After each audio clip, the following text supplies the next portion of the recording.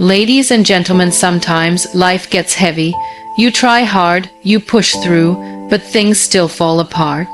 And in those moments, it is easy to blame the world, your past, your parents, your education, your luck. But what if I told you, your brain listens to everything you think? It stores every belief you repeat. It acts on every fear you feed. The truth is, success starts in your mind, not in your job, not in your circumstances, not in your family. If you want to change your life, you must first train your brain to believe it is possible. Your brain becomes what you feed it. Thoughts shape your future. Every single thought you have is like a seed. Plant fear, and you grow hesitation. Plant belief, and you grow courage. It sounds simple, but most people never stop to examine what they are feeding their minds with. Think about it. The words you say to yourself every day, the stories you repeat, the labels you accept, all of these shape your brain's reality, and your brain will follow whatever story you tell it the most. If you wake up every day thinking, "I'm not good enough," your brain starts to believe it. It will filter the world through that belief. You'll notice every failure, every rejection, every flaw, and ignore every strength, every compliment, every achievement. That's how powerful your brain is. It listens, and then it builds your actions around what it hears. You don't just think your way into failure. You train your mind to expect failure, and your life adjusts itself to fit that expectation. But the same thing works in the other direction. If you start feeding your brain with strength, with focus, with belief, it listens to that too. The change doesn't happen overnight. It's like a muscle. You don't get strong after one workout. You get strong because you keep showing up, even on the days you don't feel like it. The same rule applies to your thoughts. You have to feed your brain positive direction every single day, especially on the hard days. Here's the truth nobody talks about. Negativity is easier. Doubt is easier. Complaining is easy. The hard part is choosing strength when it's easier to be weak. That's what separates people who grow from people who stay stuck. The people who move forward aren't necessarily more talented. They're just more consistent about training their minds. They catch the negative thoughts and replace them with better ones, not perfect ones, but better. That's all it takes, better thoughts practiced often. You don't need to lie to yourself. You don't need to pretend everything is okay. You just need to remind yourself that you are capable, that you are allowed to learn, that you are allowed to try again. That one mistake doesn't make you a failure. That one bad day doesn't cancel out a lifetime of effort. These are the kind of thoughts your brain needs to hear, not fake positivity, but real, honest, hopeful thinking. And over time, something incredible happens. Your brain stops defaulting to fear. It starts leaning into courage. It starts expecting progress instead of failure, and that little shift, that daily mental workout, it starts to show up in your choices. In how you speak, in how you walk, in how you respond to life, and then success doesn't feel like something far away. It feels like something you are already becoming from the inside out. Stop repeating negative beliefs. They build invisible prisons. Most people don't even realize they're trapped. Not by walls, not by bars, but by words they've repeated to themselves so often, they've become truth. I'm not smart enough. People like me don't succeed. I always mess things up. These are not facts. They're just phrases someone heard once, believed twice, and then repeated 1,000 times until the brain locked the door and threw away the key. You do not have to be physically restrained to be stuck. All it takes is a thought you never challenge. Negative beliefs are quiet. They don't yell, they whisper. You hear them when you want to try something new and suddenly feel scared. You hear them when someone compliments you and your first instinct is to reject it. You hear them in silence, in doubt, in hesitation. And the worst part is, your brain doesn't even argue. It just obeys. If you say, "I can't," your brain stops looking for how you could. If you say, I don't deserve this, your brain will help you sabotage it. If you say, it's too late for me, your brain will not waste energy trying to prove you wrong. That's the danger of unchallenged thoughts. They grow, they connect to other thoughts. I'm bad at this becomes I'm a failure. No one helped me becomes no one ever will. And before you know it, your entire identity becomes wrapped around an idea that was never true in the first place. That's the invisible prison. You walk through life carrying chains only you can see, and nobody on the outside will set you free. Because they don't even know you're locked in. It doesn't start with huge declarations. It starts with small, subtle shifts. Instead of saying, I can't, you say, I'm learning. Instead of saying, I'm not good at this, you say, this is new for me. Instead of saying, they'll never pick me, you say, why not me? And every time you change a sentence, your brain listens. Every time you interrupt a negative thought, you weaken the walls around you. It's slow, it's boring, it's not Instagram worthy, but it works because your brain is always listening. And eventually, it starts to repeat the new script. But here's the hard truth, your brain loves patterns, even unhealthy ones, especially familiar ones, because they're safe. So when you start breaking out of those old beliefs, it feels wrong at first. It feels uncomfortable to say something kind to yourself. It feels fake to imagine yourself doing well. That's not because you're lying, that's because your brain hasn't adjusted yet. And if you give up in that moment, the old beliefs win again. That's why awareness is everything.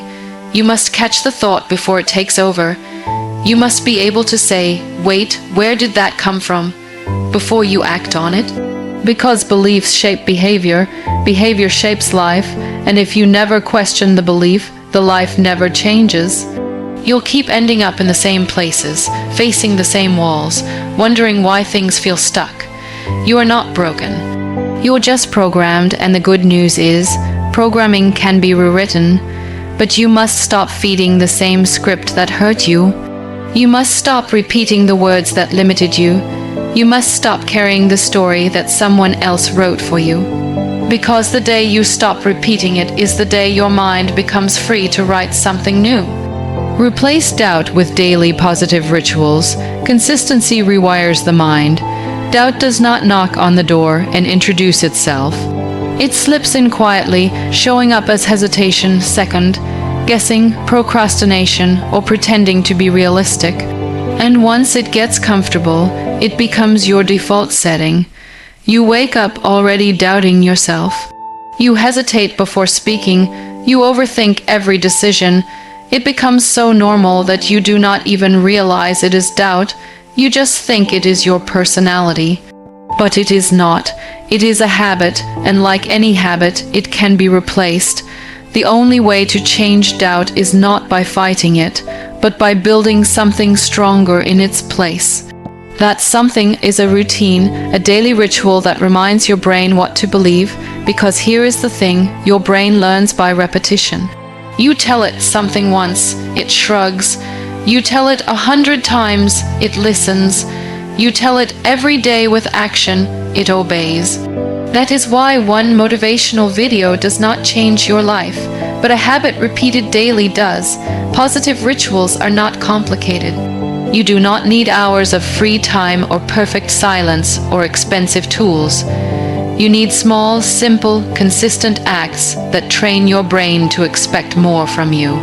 Wake up and write down 3 things you are grateful for, not to be poetic, but to remind your brain there is still beauty here.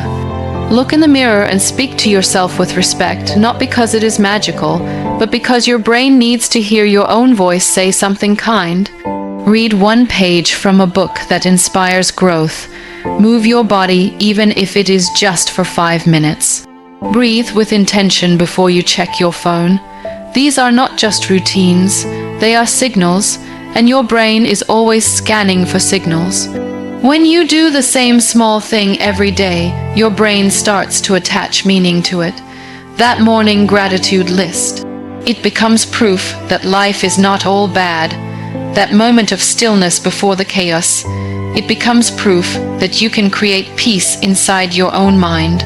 That walk you take when you are frustrated, it becomes proof that you do not have to sit in your emotions forever. These things start small, but small does not mean weak. Small means sustainable, and sustainable means transformational. The people who seem unshakable are not fearless. They are trained. They have taught their minds to pause before reacting.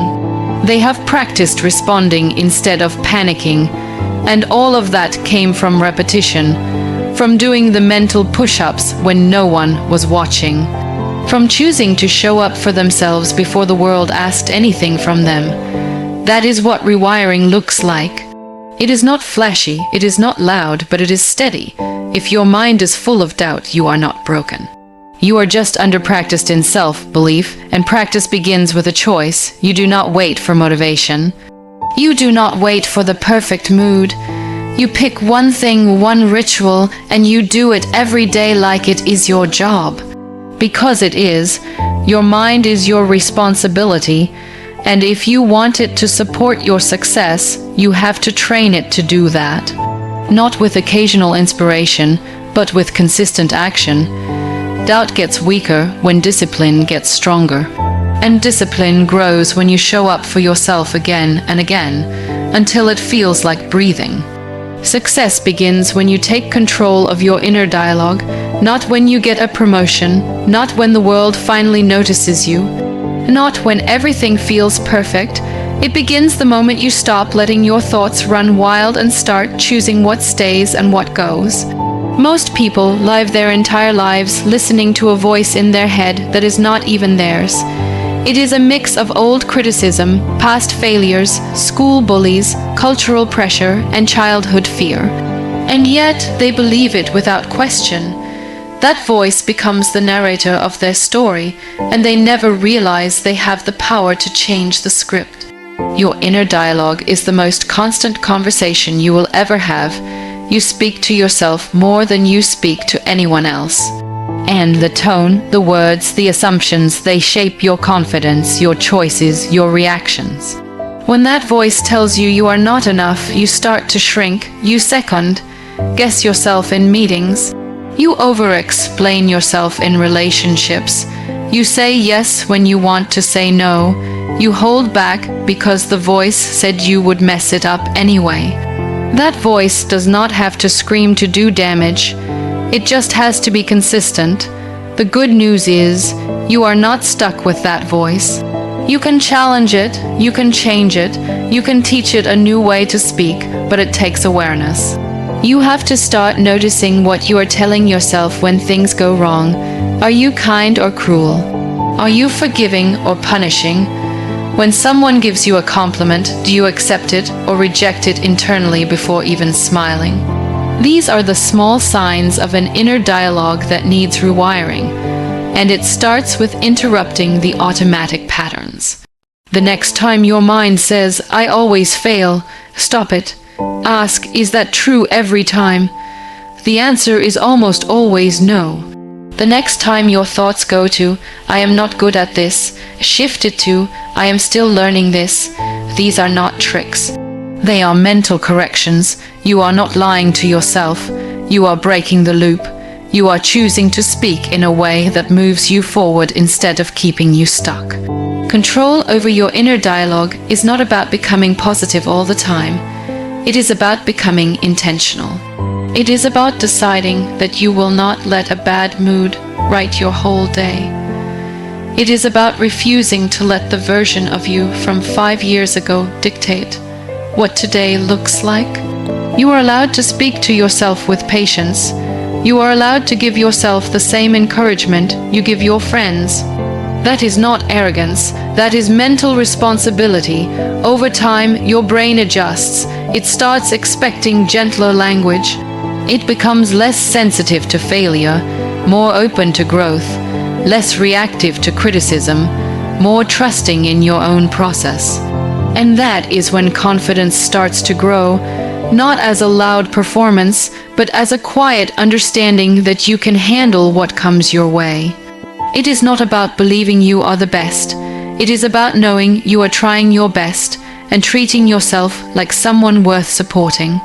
This shift does not happen in one day.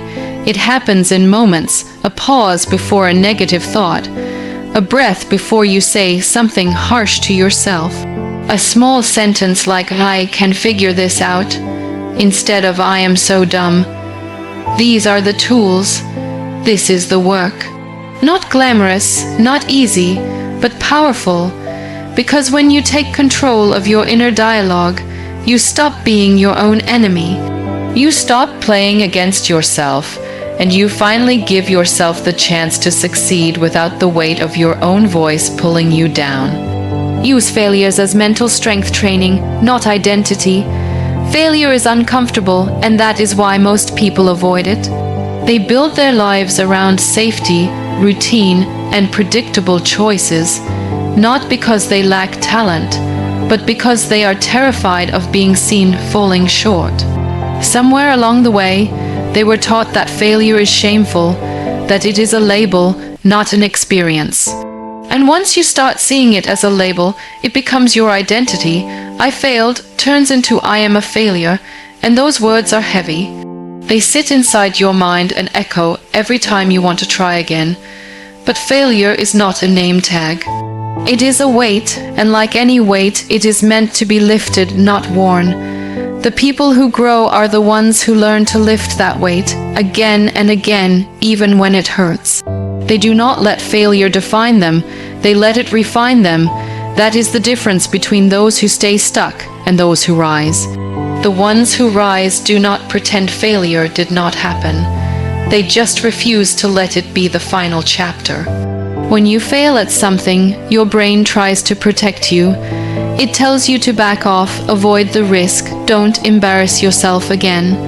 And if you listen to that voice without questioning it, you stop, you pull back, you hesitate the next time you're given a chance. You lower your standards not because you want to, but because you're afraid of the emotional cost. And slowly your life gets smaller, not because you failed, but because you never tried again. The truth is, failure is data. It gives you information. What didn't work, what needs adjustment, what boundaries were crossed, what skills were missing. But the emotional part of the brain does not like data. It likes stories, and so it tells you the story that you're not meant for this, that you don't have what it takes, that you're too late, too slow, too weak, and your job is to interrupt that story. Your job is to remind yourself that pain is not proof that you're doing it wrong. Sometimes it's proof that you're getting stronger. People forget that mental strength is not built in comfort. It's built in failure, in awkwardness, in rejection, in disappointment. The mind does not grow when everything goes according to plan. It grows when it has to recover, recalibrate, and re-engage. Think of the people you admire not because they succeeded easily, but because they kept going when it made no sense to. That's the muscle, that's the training, not pretending to be fearless, but choosing to move forward while carrying the fear anyway. The next time you fail, pause, feel it, let it sting. Then ask yourself, what did I learn? Not as a cliché, but as a real question.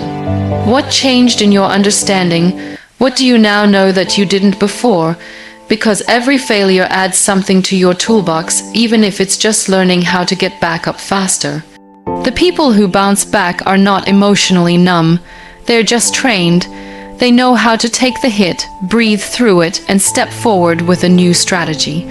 You are not here to be perfect. You are here to be persistent. You are not supposed to get it right the first time. You are supposed to keep adjusting, keep strengthening, keep becoming, and failure is part of that process. It does not need to be hidden. It needs to be honored, because the person who failed and stood up again is stronger than the person who never tried.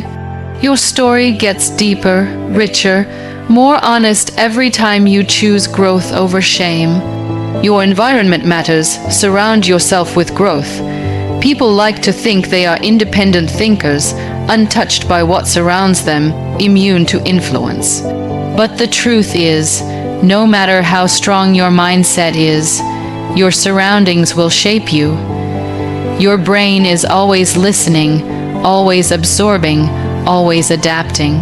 If you live in a space filled with negativity, gossip, fear, and limitation, it will seep into your thoughts no matter how many books you read or how many affirmations you repeat. You become what you consume, and people are a part of that consumption. Look around and ask yourself, do the people near you challenge you or drain you? Do they speak with belief or defeat? Do they celebrate your progress or question your ambition?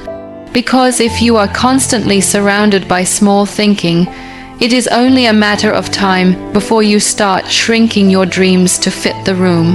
Growth feels awkward in environments that are not built for it. And most people do not want to outgrow their circle, so they start self-sabotaging just to stay comfortable with the people who make them feel safe. Comfort is addictive. It tells you not to rock the boat. It tells you to stay where people already know you, where your habits are familiar, where your mindset is never questioned. But growth is not polite. It disrupts things, it changes conversations, it shifts priorities, and when you begin to grow, you start to feel the tension. The jokes that used to make you laugh suddenly feel empty. The complaints that used to bond you with others now make you uncomfortable. The late night scrolls, the mindless distractions, the drama, they lose their grip on you. That is the signal that you are ready for something more. Changing your environment is not always about cutting people off. It is about creating space for people who reflect where you are going, not just where you have been. Sometimes that means spending less time with the loud voices and more time in silence, with mentors, with books, with spaces that push you forward. It means becoming intentional about what fills your time and who fills your energy. You start asking yourself if the people around you fuel your clarity or confuse your purpose. And when the answer is no, you begin to shift, not because you are better, but because you are becoming. It is easy to stay stuck when everyone around you is stuck. It feels normal. Struggle becomes the common language. But when you place yourself in a room where people are building, creating, risking, learning something inside, you wakes up. You stop making excuses. You stop blaming your past. You start asking better questions. You start becoming the kind of person who doesn't just dream, but actually moves. Because when you see it done, it becomes believable. When you hear stories of persistence, your brain rewires itself for hope. That is the power of proximity. Your brain mirrors what it sees often. It copies patterns. It echoes language. It absorbs energy. So if you want to train your brain for success, your environment cannot be random. You have to be selective, not arrogant, but protective, not distant, but discerning. You deserve to be in spaces where you are reminded of your potential, not your limits, where your ideas are not mocked but molded, where your progress is not threatening but celebrated. And yes, that may be rare, that may take time, but it is worth it. Creating a growth environment does not mean you need to be around perfect people. It means you need to be around people who are trying, who are honest, who are disciplined, who show up when it is hard, who speak truth when you need correction and belief when you feel small. Your environment will either stretch you or shrink you, support you or suffocate you. You do not have to burn bridges, but you do have to build better rooms. Discipline your mind to focus, not wander. In a world that constantly pulls your attention in 100 directions, focus has become a rare superpower. Every beep, every scroll, every message is a distraction packaged as importance. And your brain, wired to seek novelty, follows every trail it sees, even if it leads nowhere. Most people are not failing because they lack ambition. They are failing because they are too distracted to finish what they start. Their energy is scattered across too many tabs, too many thoughts, too many opinions that were never theirs to begin with. Focus is not something you wait for. It is something you create, You train your brain to stay where your feet are, to finish one thing before moving to the next, to sit with discomfort without escaping into noise. That training does not happen by accident. It happens through deliberate practice.